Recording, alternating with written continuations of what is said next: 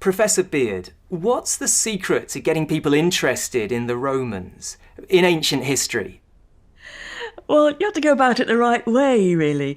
And I think that perhaps starting from rather arcane and difficult bits of literature isn't the right way. But one thing that you see in Britain is one thing that we know is that an awful lot of our culture and our geography and our place names and so on are actually formed by the Romans. You ask somebody, why do you think so many English place names end in Chester or Castor? Manchester, Doncaster. And they'll often say, I don't know. And then you say, that's because that bit Castor is from the Latin for military camp. And every place that ends Castor or Chester once had a Roman fort on it. And I've got a pretty 99% success record with getting people interested after that. Because suddenly it is a question not of these remote people who wrote some literature that you probably suspect would be boring. It's the people who formed the geography of our country and much of Europe. Why is London the capital of Britain? It's because the Romans made it so.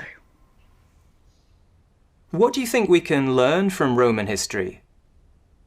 In political terms, many of the issues and questions and dilemmas that we face now were faced by the Romans, and in many ways we're still thinking about and using their answers.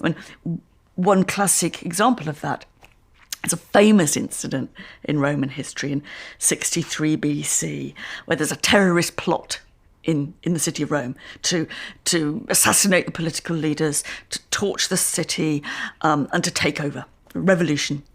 And that plot is discovered by one of the most famous Romans of all, Marcus Tullius Cicero, the great orator and wit of Roman culture.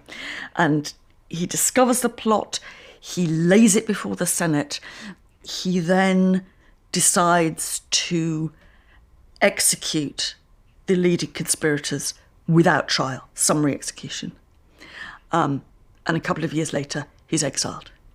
Now, in many ways, that's the kind of problem we're still facing with modern responses to terrorism. How far should homeland security be more important than civil rights? What about those people in Guantanamo Bay without trial? Where does the boundary come between the safety of the state and the liberty of the citizen? Now, the Romans were debating that in the 60s BC, and in many ways we're debating it along the same terms, and in part we've learnt from how they debated those rights and wrongs.